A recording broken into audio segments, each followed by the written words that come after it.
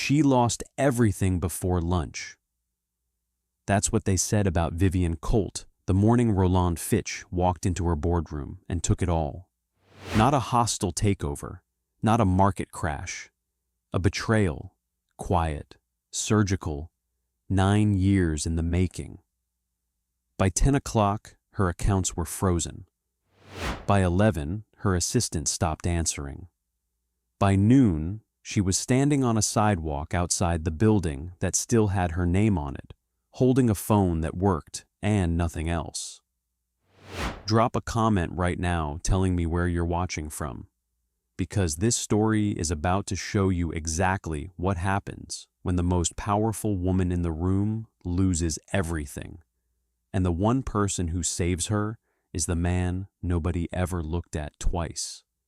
She took a cab to Mercy General Hospital, cash, $14 from her wallet, the only liquid asset she had left in the world. She was going to see Gerald Whitmore, a board member she thought might still be loyal, admitted the night before for cardiac observation. It was the only door she could think to knock on. She didn't know yet that Gerald was sedated and unavailable. She didn't know the boardroom pastries had contained shellfish. She didn't know that the most important person she'd ever meet was already there, mopping a corridor on the 3rd floor, carrying a secret in his hands that he hadn't told anyone in 2.5 years. His name was Marcus Reyes, and nobody at Mercy General knew who he really was. He was 39 years old, medium height, the kind of quiet that isn't emptiness, but discipline. A man who had learned to take up exactly as much space as the job required, and no more. He arrived before sunrise every morning, loaded his cart in the basement supply room with the same unhurried efficiency, and took the service elevator to whichever floor needed him first. His coworkers liked him fine. His supervisor thought he was overqualified, but had never pressed the issue. The agency that placed him had listed his background as prior medical support experience, and Marcus had never corrected anyone. What nobody saw, what nobody thought to ask about, was the notepad in his breast pocket, small, spiral-bound, the edges worn soft from handling. On the inside cover, written in his own handwriting, Danny's infusion schedule, her medication timings, the name and direct line of her specialist at the children's clinic 2 miles east. Danny was 8 years old and had juvenile dermatomyositis, a rare autoimmune condition that attacked her muscles and her skin and required quarterly infusions that cost more than Marcus's monthly take-home. His insurance covered 60%.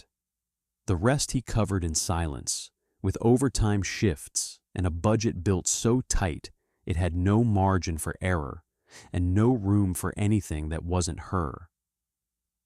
Claudette would have found a way to make the numbers feel less like walls. She always had, some combination of humor and stubbornness that turned scarcity into a kind of game they were playing together. But Claudette had been gone for 4 years, and Marcus had stopped measuring what remained against what was lost. Or he had tried to. Some mornings he was more successful than others. That particular morning, he was on the 3rd floor before 6, and he paused, as he always did, at the stretch of corridor between the elevator bank and the east wing.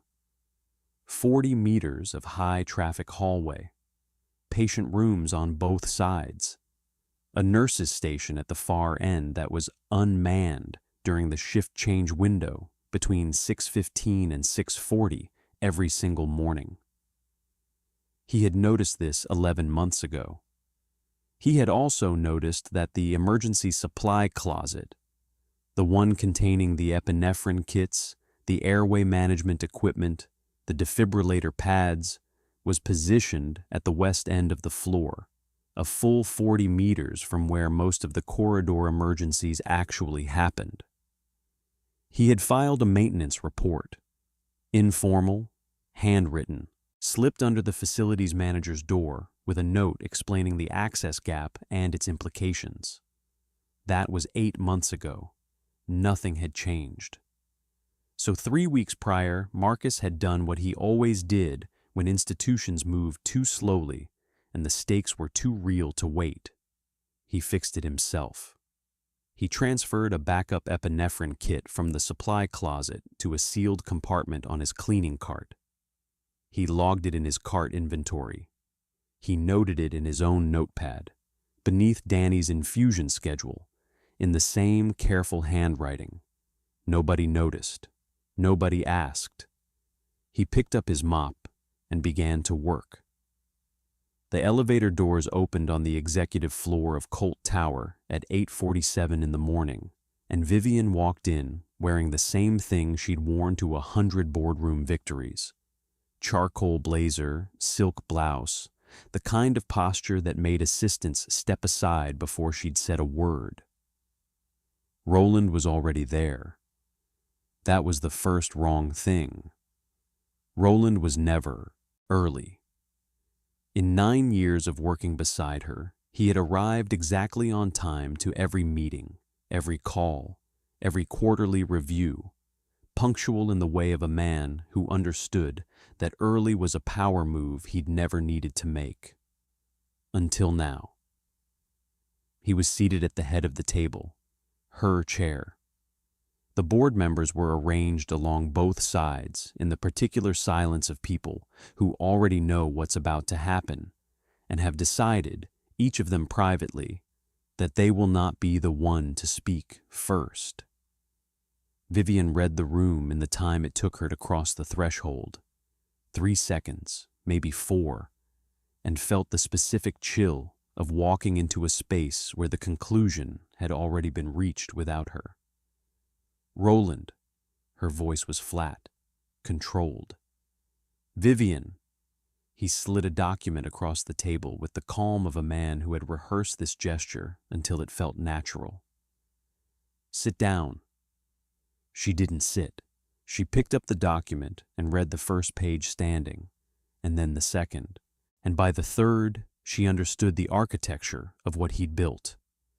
The restructured debt liability, the redirected accounts, the forensic trail he'd constructed over 18 careful months that pointed not at him, but at her. A fraud investigation. Her fraud. Her signature on documents she had never seen. Her authorization codes on transfers she had never made. This is fabricated, she said. The forensic accountants disagree. Which forensic accountants? Yours? The board's. He leaned back slightly, not gloating, which would have been easier to bear, but composed in the way of a man who has simply finished a long project. The motion has already been filed. The vote was taken this morning before you arrived. She looked at the board members. 2 of them met her eyes. The rest studied the table. Gerald voted against this, she said. It wasn't a question. Gerald is in the hospital. Roland's expression didn't change. He wasn't available. The asset freeze notification came through on her phone at 9:12, while she was still in the room. Then her attorney's assistant, not her attorney, his assistant, called to inform her that her legal team had been placed on administrative hold pending the investigation. Her financial advisor's office went straight to voicemail. Her driver texted to say his contract had been reassigned effective immediately, and he was sorry, and he hoped things worked out. By 9:40 she was in the lobby. By 10 she was on the sidewalk. The city moved around her the way cities do, indifferent, continuous, full of people whose mornings were proceeding normally. A woman in running gear jogged past. A food cart operator counted change. A delivery driver double-parked and swore at no one in particular. Vivienne stood very still in the middle of all of it, her phone in her hand, the notification screen full of calls she couldn't make to people who were no longer available to her. She had built Colt Enterprises from a single commercial real estate deal at 26 years old. She had outmaneuvered 3 hostile takeover attempts, 2 recessions, and a board revolt in year 4 that she'd dismantled so cleanly the instigators had ended up thanking her for the restructuring. She had never, not once in 20 years, walked out of a room without knowing her next move. She flagged a cab. If this story is making you feel something, if you've ever watched someone get blindsided by the person they trusted most, hit subscribe and keep the bell on. Because where this goes next is something nobody in that boardroom saw coming.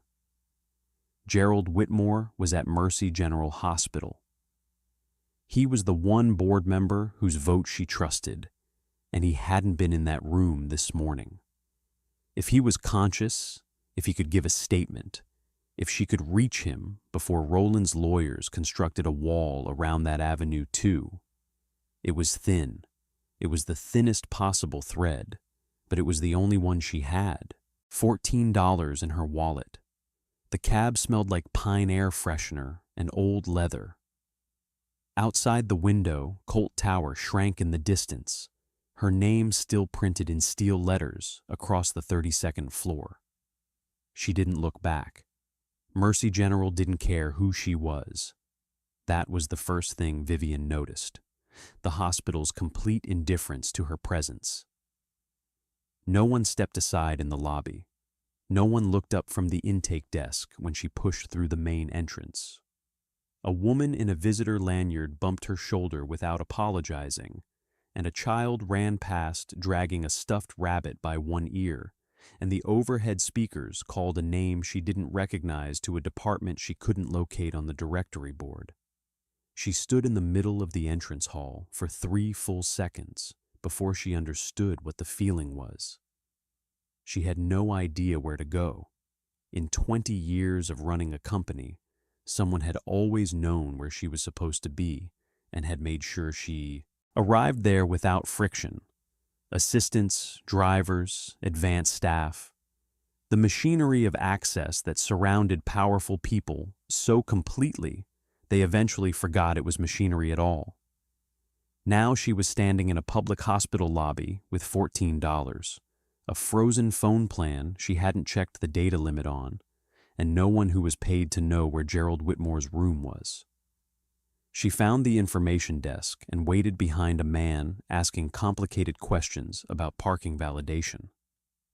The volunteer behind the desk was patient with him in a way that suggested she had answered this exact question 400 times and had made peace with the 500 still ahead of her. When Vivian reached the front, she asked for Gerald Whitmore's room number, and the volunteer typed slowly, checked something on her screen, and told her 4th floor, East Wing, room 417, visiting hours until 8 p.m. Though some patients had restricted access, depending on their condition. The elevator was slow. Vivian took the stairs. The 4th floor smelled like antiseptic and recycled air, and something beneath both of those things that she couldn't name. Not unpleasant exactly, just honest in a way that expensive buildings never were. She found the East Wing, found the corridor, found room 417, and pushed the door open quietly. Gerald was asleep, or sedated. The distinction wasn't immediately clear. He was smaller than she remembered, which was always the way with people you'd only ever seen in suits inside boardrooms. An IV line ran into his left arm. The monitor beside him beeped in the steady, uninflected rhythm of a machine doing its job without drama. A nurse appeared from the far side of the room before Vivian had fully entered. "Are you family?" "I'm a colleague. I was told he was admitted last night.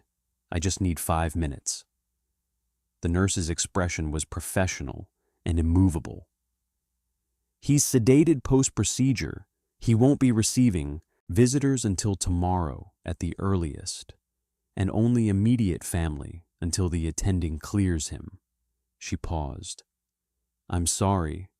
You're welcome to leave your name at the desk, and we can pass a message when he's awake." Vivian looked at Gerald for a moment, at his closed eyes and his IV line, and the monitor counting out his heartbeat with complete mechanical indifference to her situation. And then she stepped back into the corridor. The door swung shut behind her. She stood very still. The hallway stretched in both directions, identical and fluorescent and unhurried. A cart rattled somewhere out of sight. A phone rang twice at the nurse's station and stopped. The morning, the boardroom, Roland's face, the document, the sidewalk, the cab, settled onto her shoulders all at once with a weight she hadn't allowed herself to feel while she was still moving. There was nowhere else to go. She had been operating on the assumption that motion equaled progress, that as long as she was moving towards something, the situation remained manageable. Gerald was the last coordinate on her mental map, and the map had just run out of edges. Her attorney was unreachable. Her accounts were frozen. Her company, her name, her 20 years, the thing she had built from nothing with her own hands and her own hunger, was currently being handled by people who had decided she was guilty before anyone had examined the evidence. She hadn't eaten since the previous evening. She realized this now, distantly, the way you notice physical facts when the larger emergency briefly loses its momentum. Her throat felt tight. She assumed it was the stress. She had been under catastrophic stress since 8:47 that morning, and she was allowed to feel it in her body, she told herself. She leaned against the corridor wall and pressed 2 fingers to the side of her neck, the way she sometimes did when a migraine was building, just below the jaw, checking the tension there. The tightness didn't ease. It got worse. She knew what it was before she could say it. The knowledge arrived the way physical emergencies always do, not gradually, not with warning, but as a sudden rearrangement of reality where the body stops cooperating with what the mind needs it to do. Her throat wasn't tight from stress. The boardroom. The pastries on the table that she hadn't touched, or thought she hadn't touched, but she'd taken one without thinking while reading the document, because her hands did familiar things in familiar rooms, and boardrooms always had pastries, and she hadn't checked, and she never needed to check because she was always careful, always controlled, always prepared. Her epinephrine pen was in her car, the car that was no longer hers to call. She tried to push off from the wall, and her legs gave slightly, not completely, just enough to make the push graceless and wrong. The corridor was empty in both directions. The nurse's station was 15 meters to her left, and unmanned, the chair behind the desk vacant, a coffee cup steaming beside a keyboard that no one was sitting at. The shift change. She knew this the way she knew nothing useful about hospitals, as an abstract fact that had never before been required to mean anything. She opened her mouth to call out, and what came out was not a word. Her hand went to her throat. Her back found the wall again. She slid. 20 feet away, Marcus heard the sound. It wasn't loud. It was barely anything. A single compressed exhale that didn't resolve into breath the way it should have. He had heard sounds like it before, in places with more dirt and less fluorescent lighting, and his body had the same response now that it had developed then. Total, immediate attention.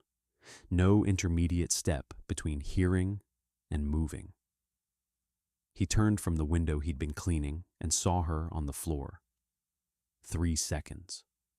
That was all it took him to cross the distance and crouch beside her and read what her body was saying, the flush climbing her neck, the swelling visible at the throat, the shallow, labored pull of each breath, the hand pressed flat against her sternum, like she was trying to hold something closed from the inside. Her eyes were open, and they found his face with the desperate focus of someone who understands exactly what is happening and cannot stop it. Anaphylaxis, severe, progressing fast. He didn't speak to explain himself. He didn't look for the nurse's station or calculate the distance to the supply closet. He reached back for his cart, which was 2 steps behind him, because he always kept it within 2 steps. A habit so old, it had stopped being a habit and become just the way his body existed in space.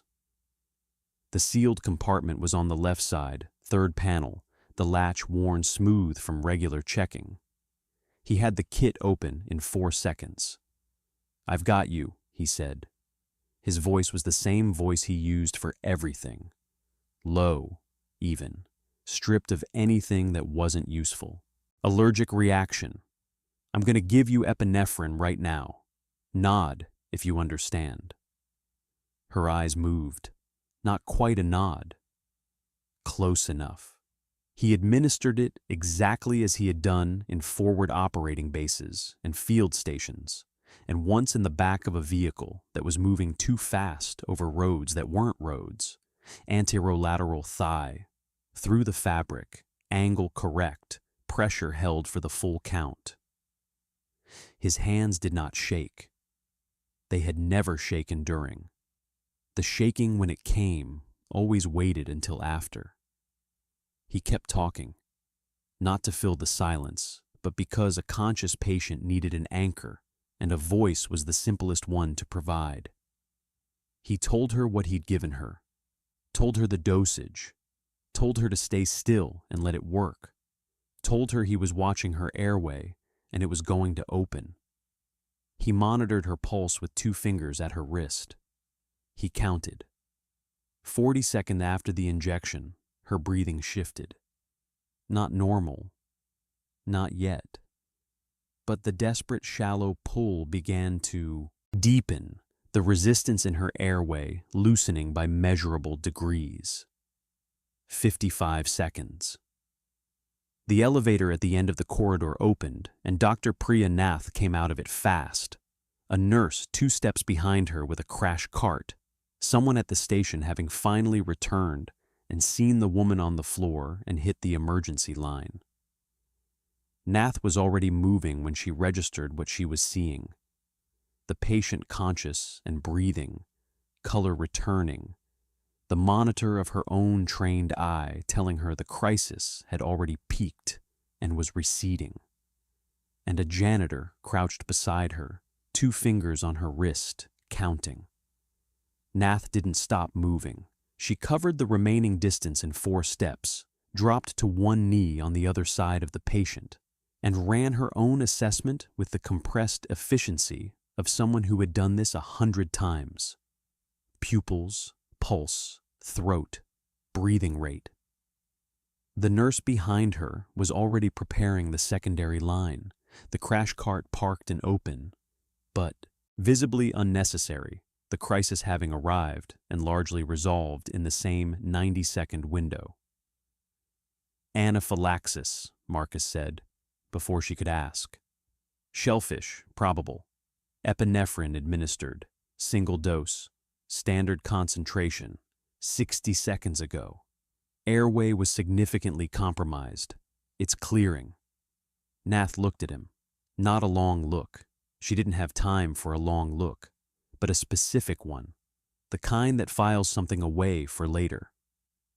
"Pulse," she said. 91, was at 104 2 minutes ago. She checked it herself, nodded once. Then she was fully in the work. Secondary epinephrine on standby, antihistamine ordered. The patient being moved to a gurney with the practiced coordination of people who knew exactly how to do this without causing additional harm. Vivian didn't resist. She let herself be moved with the particular surrender of someone who has just spent 60 seconds believing she might die and has not yet fully processed that she didn't. Marcus stood. He picked up the spent kit, capped it correctly, set it on his cart. Then he picked up his mop. "Hey," Nath's voice came from behind him, not sharp, just direct. "What's your name?" "Marcus, maintenance, 3rd floor." "Marcus," she paused. That was a clean administration. He didn't respond to that. He pushed his cart to the far end of the corridor and went back to work. Nath watched him go for exactly 2 seconds, then turned back to her patient.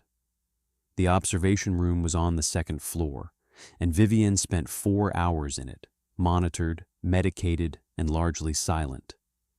The antihistamine made the edges of things soft.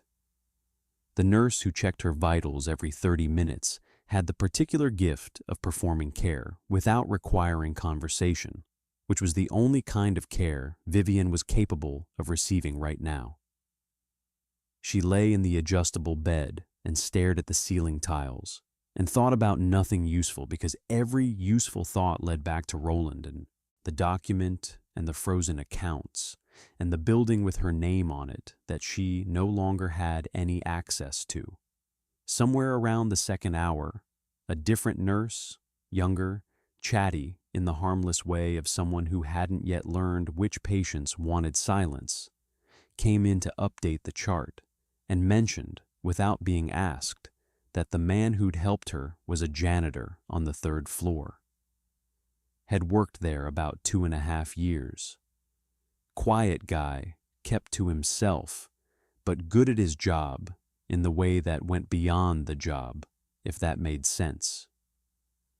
Had a little girl who waited for him in the lobby some Friday evenings, did her homework in one of the chairs near the information desk, while Hector from security brought her hot chocolate from the vending machine on 2. Vivian listened to all of this without speaking. When the attending cleared her for discharge at 2:30, she asked the nurse at the front desk to let Marcus know she'd like to speak with him briefly before she left. She expected to wait. He appeared 7 minutes later, still in his maintenance uniform, cart left somewhere out of sight, expression carrying the careful neutrality of a man who had been summoned by people with institutional authority, often enough to know how to enter a room without giving anything away. She looked at him for a moment. She had spent 20 years reading people, investors, adversaries, board members running silent agendas, and what she saw in Marcus Reyes was something she didn't have an immediate category for.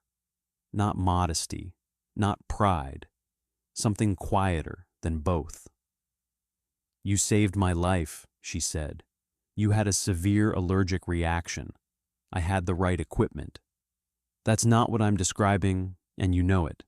She paused. "Where did you learn to do that?" He was quiet for a beat. "Military, medical background." "Which branch?" "Army." "Role?" The pause this time was slightly longer.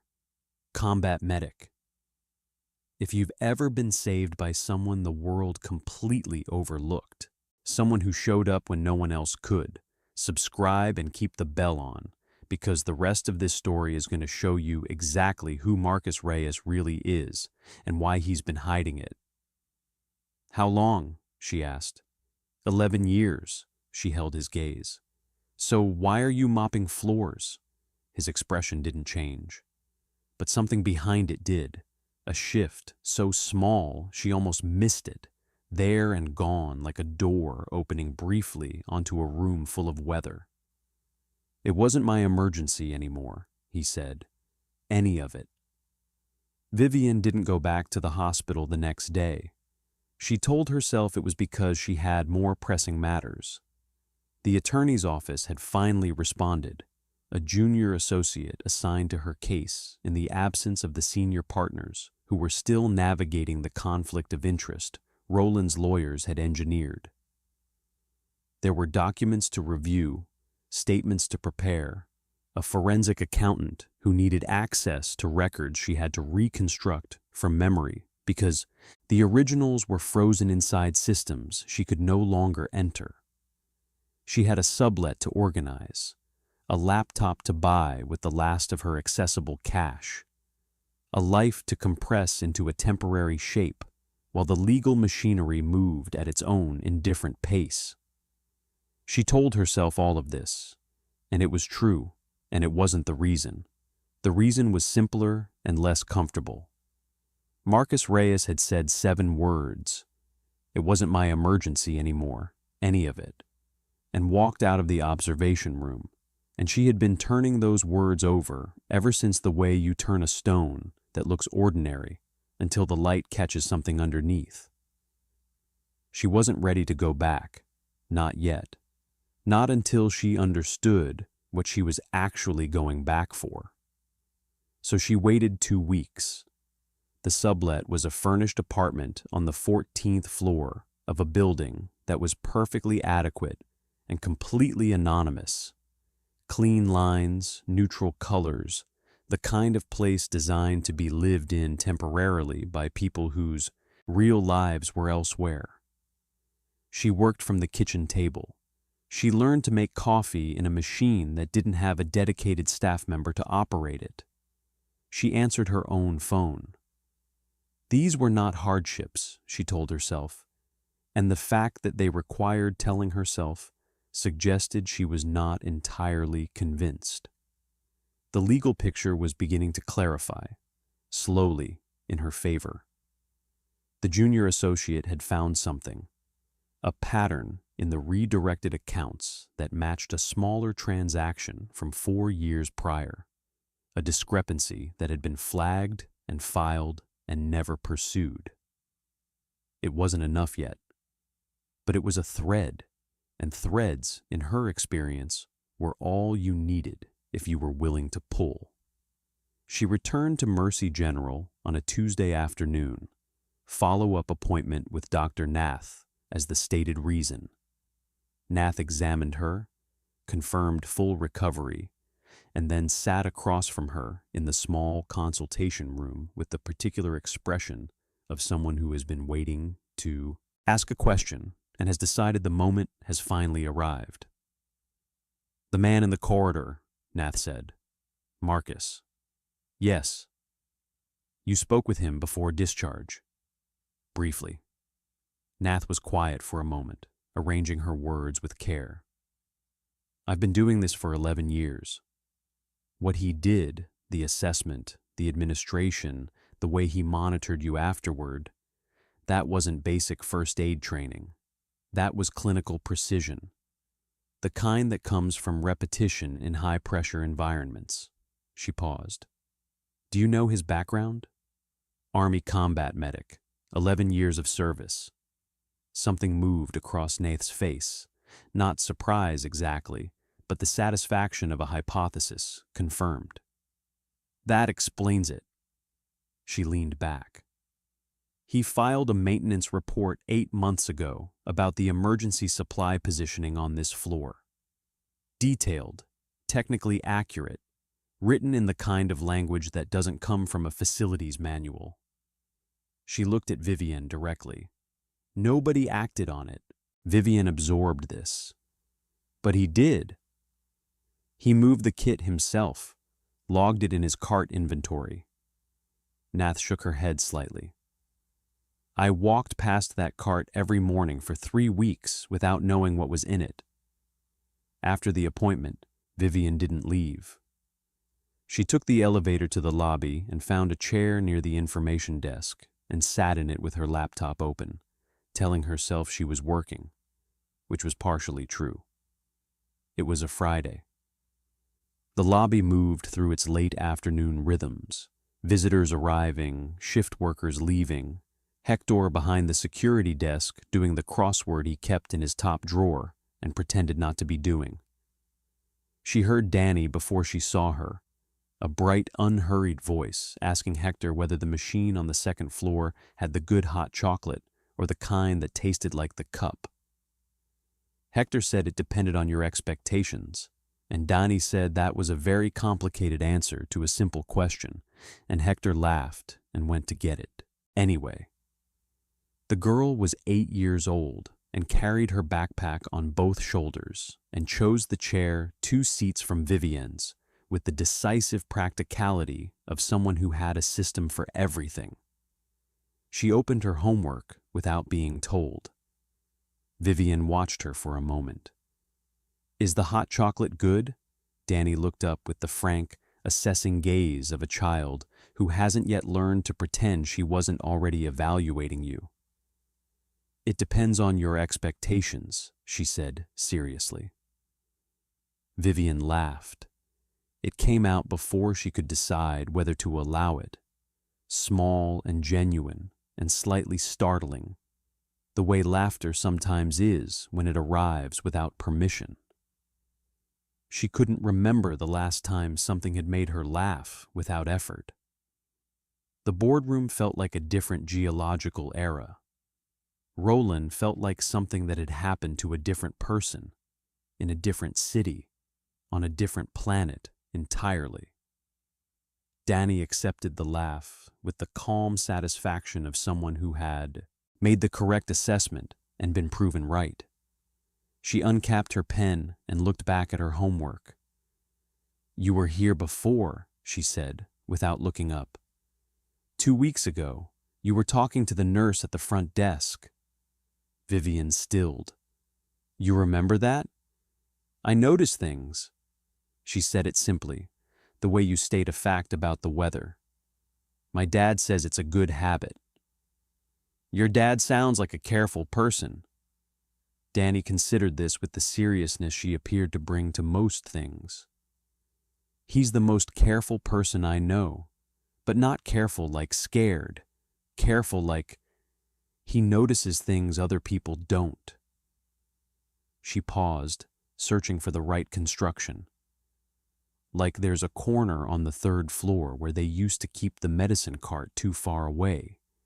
He noticed that, and he fixed it." Vivian kept her voice even. "How do you know about that?" "He told me, not because it was a big deal, just because he was explaining why he always checks things twice." Danny looked up, briefly. "He said the first time you notice something wrong, you write it down. The second time, you fix it yourself, because waiting for someone else to care costs more than doing it."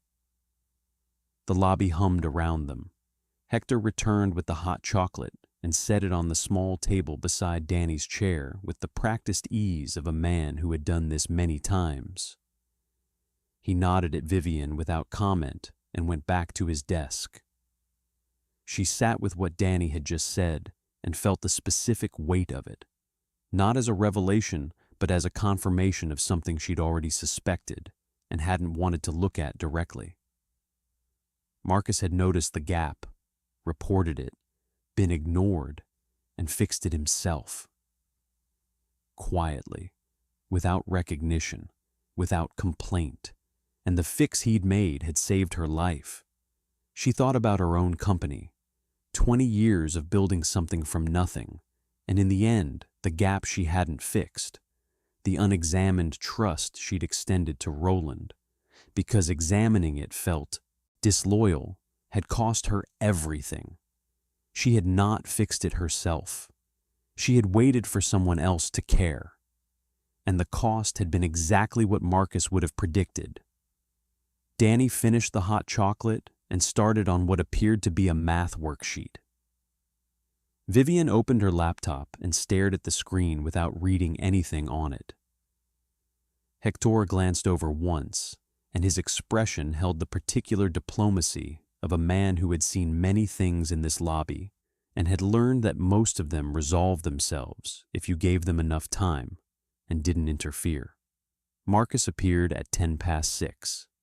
He came from the service corridor behind the information desk, badge clipped to his chest, the slight adjustment in his posture that happened when he moved from workspace to public space.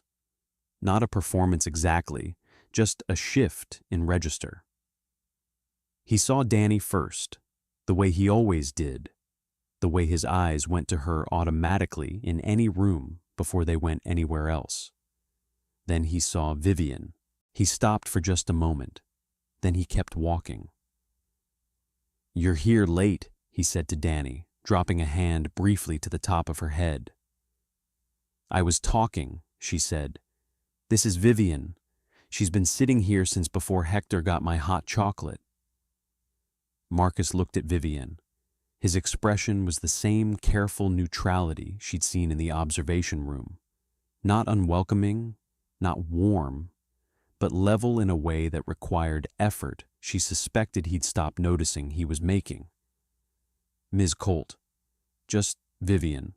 She closed her laptop. "I was hoping we could talk. Properly, this time." She paused. "I'm not here to offer you anything. There are things I'd like to understand, if you're willing." He was quiet for a moment. Danny had already returned to her worksheet with the focused indifference of a child who understood that adults sometimes needed to have conversations, and that the best thing to do was let them. "I've got 15 minutes, Marcus said. "Cafeteria's still open." If nodded and stood, and he held the corridor door without making it mean anything more than courtesy, and they walked toward the cafeteria in the particular silence of two people who have each lost something enormous and haven't yet decided how much of that to say out loud. The cafeteria was mostly empty at this hour. A man in scrubs sat alone near the window, eating something from a container he'd brought from home. Two nurses occupied a corner table, voices low, the particular exhausted camaraderie of people halfway through a long shift. The overhead lights were the same institutional fluorescent as everywhere else in the building, but someone had placed small potted plants along the windowsill that nobody had killed yet, which Vivian found inexplicably encouraging. Marcus chose a table near the middle, not the window, not the corner, the kind of position that offered a clear line to both exits without being obvious about it. She noticed this. She suspected he didn't know she'd noticed. They sat across from each other with nothing between them except the table's laminate surface and everything they hadn't said yet. "I looked into your case," he said, before she could begin. "The Roland Fitch situation. It's been in the financial news." She hadn't expected that. "And?" "Whoever built that paper trail was patient. Most people who do what he did get caught inside the first 6 months because they move too fast." He said it analytically, without heat. "He waited until you trusted him completely before he used it." "Yes," she paused. "That's exactly what he did. Harder to see coming that way." "I didn't see it at all." He nodded once. Not absolution, just acknowledgement. The distinction felt important. She asked him about Claudette carefully, the way she had rehearsed on the walk from the lobby.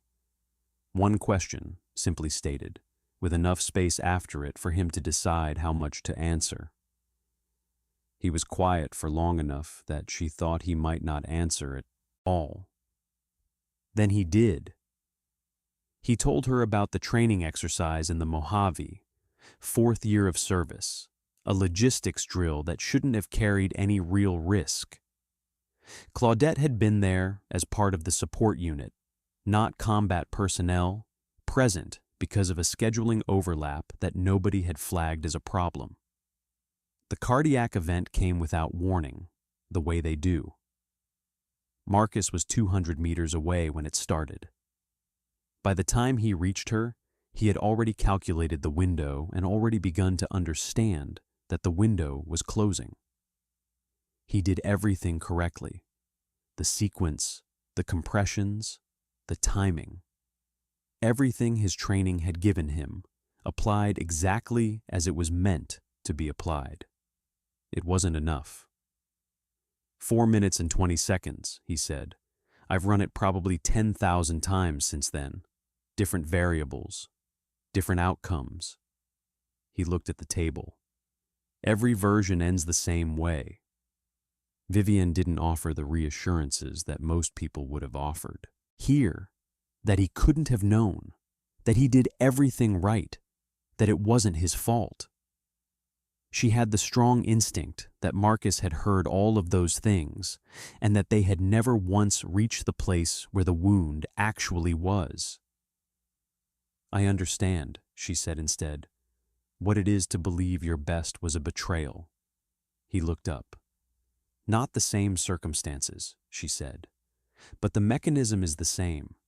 You build the evidence against yourself so carefully that it becomes more real than anything else. More real than what other people tell you.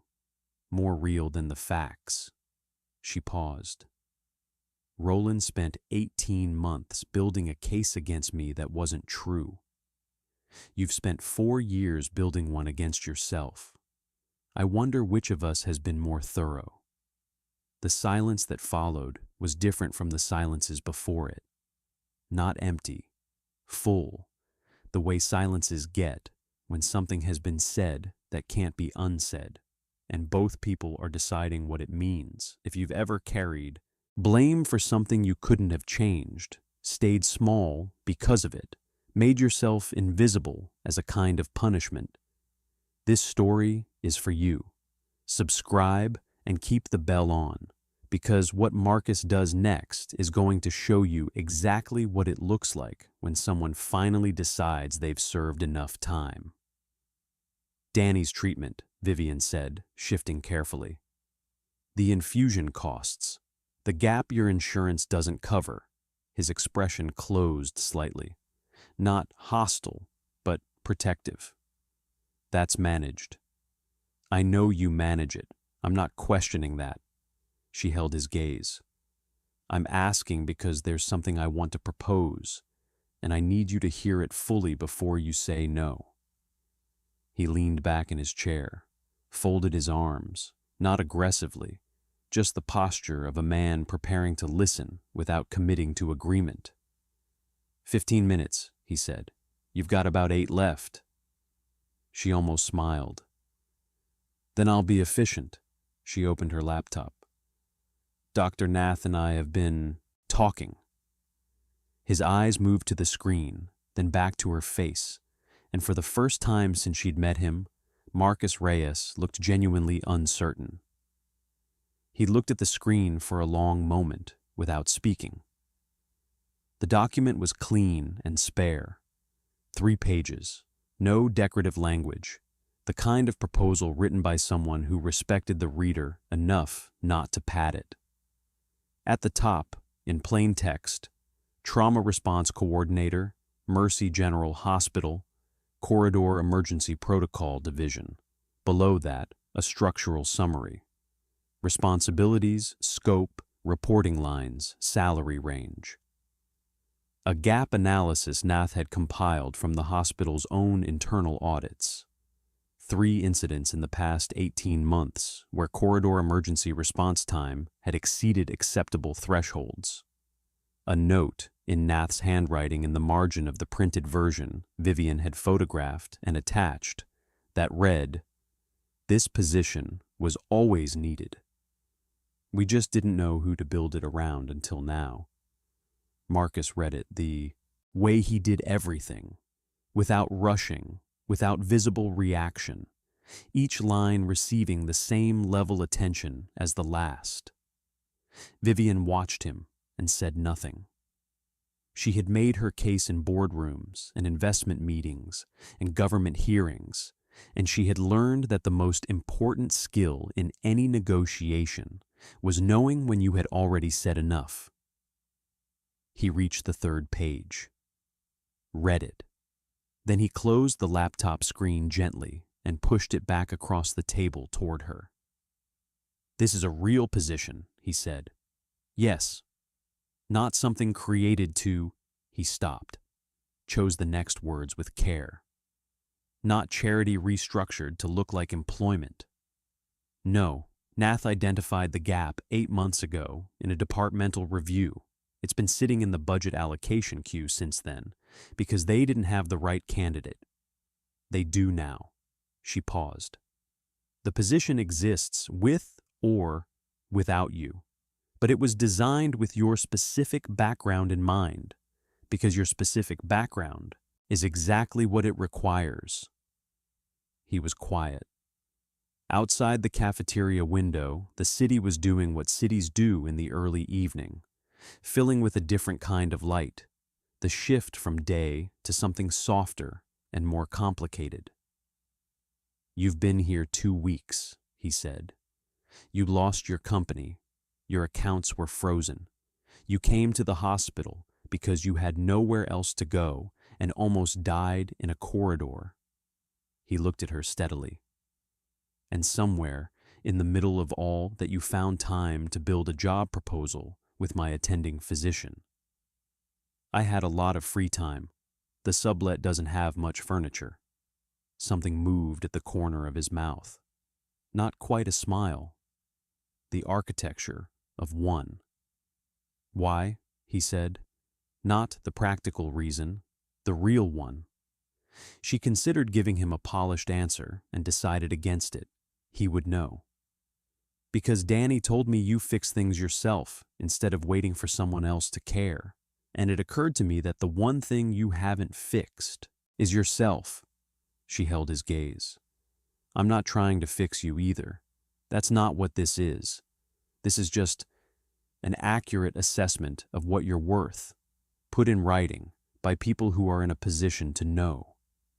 He looked at the closed laptop, then at the table, then at some middle distance that seemed to contain something she couldn't see. "There's a forensic accountant," he said after a while. "The one working your case." The shift in subject surprised her. "Yes, the pattern in the redirected accounts, the one from 4 years ago, the smaller transaction that was flagged and never pursued." His eyes came back to hers. That flag was entered into the system by someone in the internal audit team. That person still works at Colt Enterprises. If Roland reassigned them, rather than terminating them when he took control, they might still have access to the original flagged file. Vivian stared at him. "How do you know about the flagged transaction?" "The financial reporting on your case. It's been covered in the business press. I read." He said it without defensiveness. "The detail about the flag was in a secondary article, 2 paragraphs from the end. Most people wouldn't have kept reading." She opened her laptop again, not for the proposal, but for the legal file she kept in a separate folder, the running document she updated every time a new detail surfaced. She typed 2 lines, sent a message to the junior associate with the auditor's name and the access question. Then she looked up at him. "You just helped my case," she said. "You just offered me my life back," he said quietly. Seemed fair. The cafeteria had emptied further around them. The nurses in the corner had gone. The man with the container from home had gone. Hector appeared briefly in the doorway, saw the 2 of them, and withdrew without comment in the practiced way of a man who understood timing. Marcus looked at the laptop, at the closed proposal on the screen. "I'll think about it," said. They both knew he'd already decided. He thought about it for 3 days. Vivian knew this because Nath told her, and Nath knew because Marcus had stopped by her office on the second morning, not to discuss the proposal, ostensibly, but to ask a technical question about the corridor protocol audit scope, which was either a coincidence or the way a careful man circled something he was already moving toward without wanting to announce it. Nath had answered the question directly and not mentioned the proposal and let him leave without making it mean anything, which was exactly the right instinct. On the 3rd day, he sent a single message to Nath's hospital email, 4 words. "I'll take the position." Nath forwarded it to Vivian without comment. Vivian read it at the kitchen table of her sublet apartment, coffee going warm beside her laptop, the morning light coming through the window at the angle that reminded her every day that the view wasn't hers. She sat with the 4 words for a moment. Then she opened the legal file and got back to work, because the feeling that rose in her chest at the news was the kind that didn't need to be examined immediately. It just needed to be allowed. The legal situation moved faster in the weeks that followed, the way cases sometimes do once the right thread is pulled at the right tension. The junior associate had found the internal auditor Marcus identified, still employed, still with access, and, as it turned out, deeply uncomfortable with the position Roland had placed her in over the preceding 18 months. Her name was Sue Lynn Park, and she had 3 years of documented concerns filed in a personal drive she had maintained, precisely because she suspected, without being able to prove it, that something was wrong. Sue Lynn's files, combined with the forensic accountant's pattern analysis, produced something that Roland's lawyers could not explain away with competing documentation. Roland Fitch was formally charged on a Thursday morning, securities fraud, breach of fiduciary duty, and 3 counts of document falsification. The asset freeze on Vivienne's accounts was lifted by end of business the same day. She was sitting in the sublet when the notification came through, laptop open, the cursor blinking in the middle of a sentence she'd been writing for 20 minutes without finishing. She closed the laptop and sat in the quiet for a long time. She had expected to feel like herself again. The version of herself that had existed before the boardroom morning. The one who moved through the city with the particular confidence of someone who knew exactly what she was worth and had the accounts to confirm it. Instead, she felt like someone standing in a room after the furniture had been rearranged. The dimensions were the same. The light came through the same windows. But nothing was quite where she'd left it, and she wasn't entirely sure she wanted to put it all back. The first transfer she authorized was not to her legal team. It was not to her investment accounts or her rebuilding fund or the operational reserve she'd need to restart Colt Enterprises properly. Those would come. They were already mapped, already sequenced, already waiting in the orderly queue of a mind that had spent weeks planning the reconstruction while the accounts were still frozen. The first transfer was to Mercy General Hospital's foundation account, with a letter of intent for the establishment of a dedicated patient family assistance fund, structured, endowed, formally governed, designed to cover treatment gaps for the dependents of hospital workers managing chronic conditions. She had spent 2 evenings drafting the fund's charter with the same precision she brought to acquisition documents, because this was an acquisition of a kind, the purchase of something she hadn't known she needed, until a corridor on the 3rd floor showed her what it looked like when a system failed the people, holding it together. She sent the draft to Marcus before filing it formally.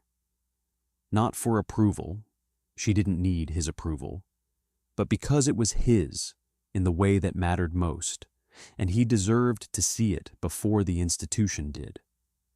His response came 40 minutes later.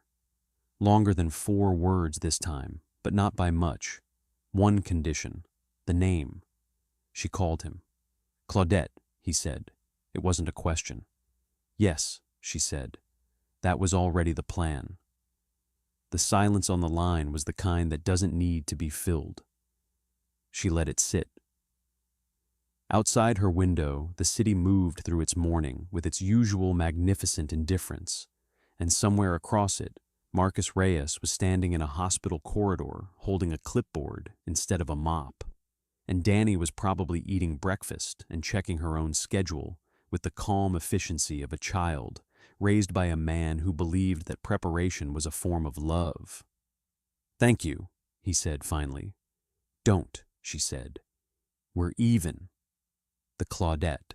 Reyes Patient Family Assistance Fund was formally established on a Wednesday morning, 6 weeks after the asset freeze was lifted. The paperwork was signed in Mercy General's administrative conference room, a small, functional space with a whiteboard that still had last week's staffing notes on it, and a window that looked out onto the hospital's service entrance rather than anything scenic. Vivian had signed documents in rooms that cost more per square foot than most people earned in a month. She could not remember any of them feeling as consequential as this one. Marcus sat across from her at the table. He read every page before signing, which she had expected, and asked 2 questions about the fund's governance structure, which she had also expected. And when the hospital's legal representative slid the final page across, he signed it in the same unhurried way he did everything, not slowly, but without rushing, as though he had decided the moment deserved to be inhabited rather than processed. Nath witnessed the signatures. When it was done, she said nothing ceremonial, just gathered her copy of the documents and tapped them into alignment and said she had a patient in 20 minutes, and that was exactly right. The moment didn't need ceremony.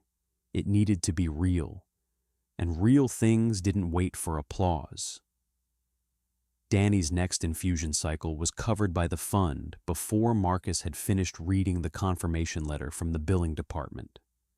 He read it twice, standing in the break room on the 3rd floor during the first week of his new role, and then he folded it carefully and put it in the breast pocket of his coordinator's jacket, the same pocket where the spiral notepad had always lived, and went back to work.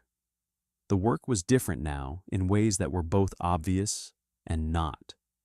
He still moved through the hospital's corridors with the same attention he always had, the same awareness of distances and access points and the small details that accumulated into either safety or its absence. But the clipboard changed what people saw when they saw him moving that way. Nurses who had nodded at him politely for 2 years began stopping to ask questions. The facilities manager, who had never responded to the maintenance report, appeared at his office door on the 4th day with the energy of a man trying to establish that he had always been supportive.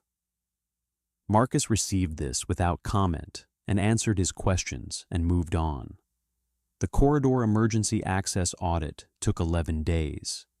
He approached it the way he had approached everything in his previous life that mattered, methodically, without shortcuts, with the understanding that the gap between a good assessment and a thorough one was exactly the distance between a patient surviving and not.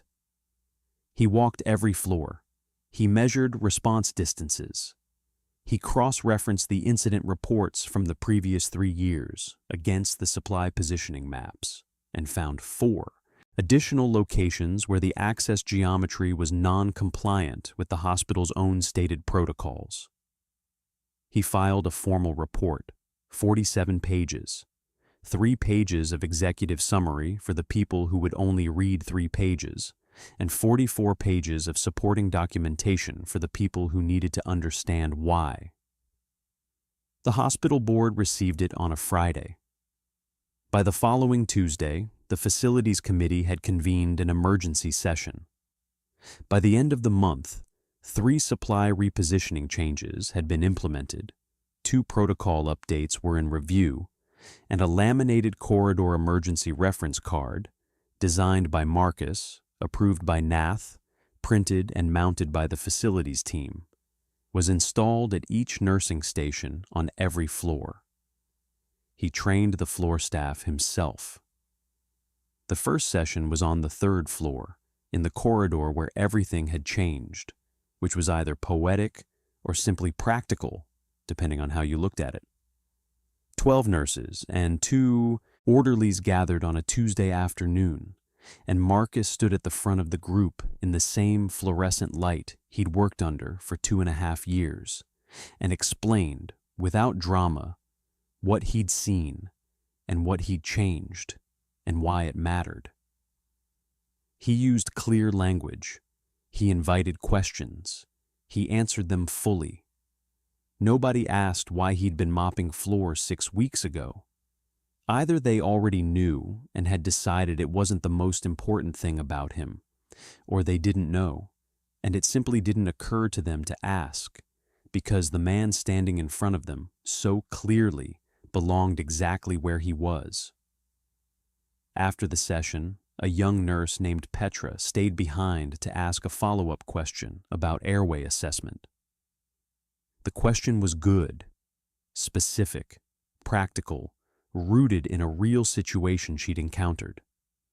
Marcus answered it thoroughly and then told her it was the right question to be asking. She wrote it down. He noticed that she wrote it down.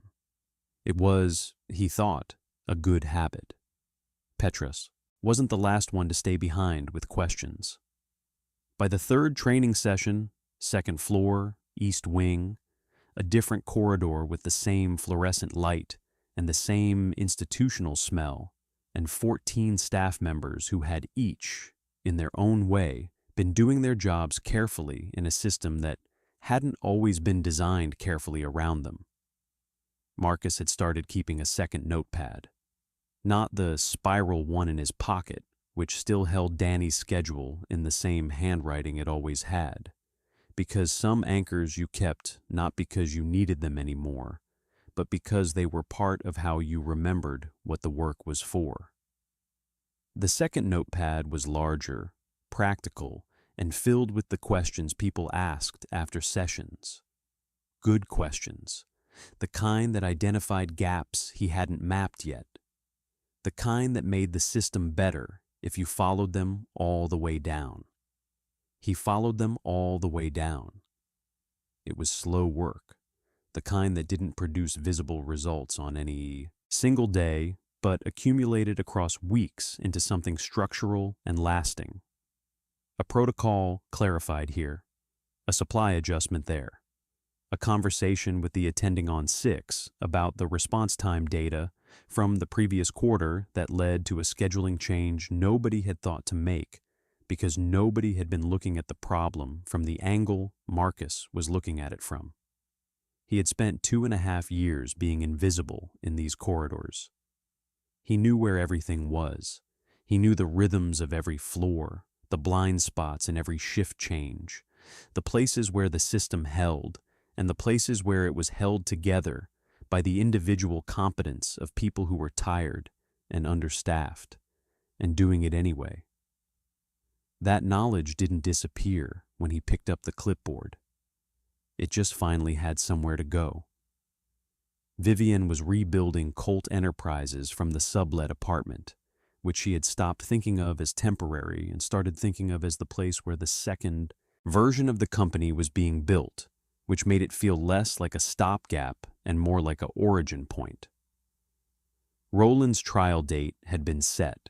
Sue Lynn Park had been offered her original position back, plus a formal whistleblower protection designation, which she had accepted with the quiet dignity of someone who had been waiting a long time to be on the right side of something official.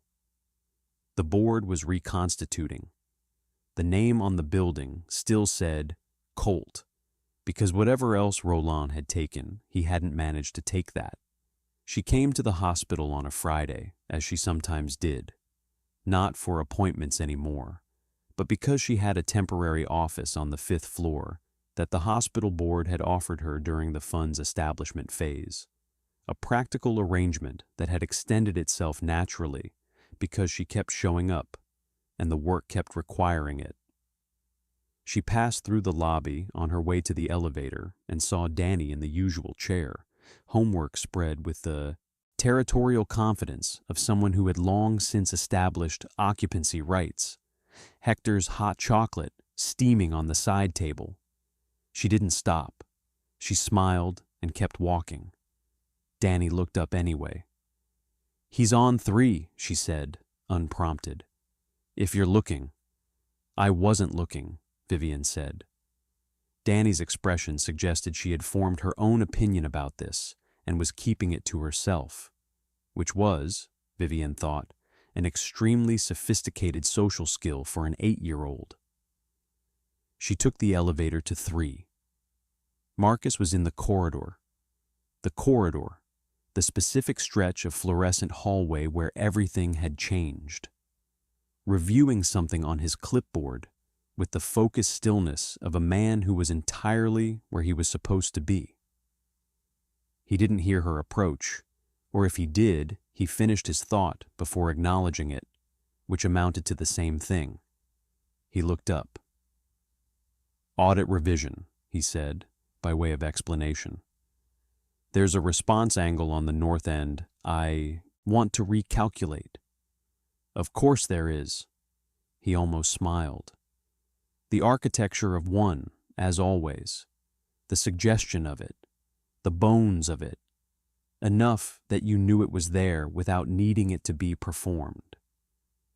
She stood beside him and looked at the corridor, the laminated reference card on the wall, the correctly positioned equipment, the space that had once held a crisis and now held its answer instead.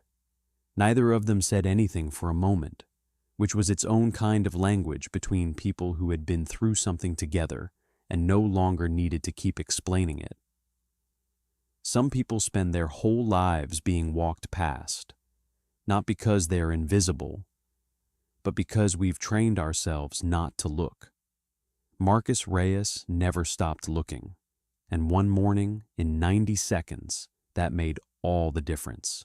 Subscribe and don't miss our next story. Tell me in the comments, what injustice should we tackle next?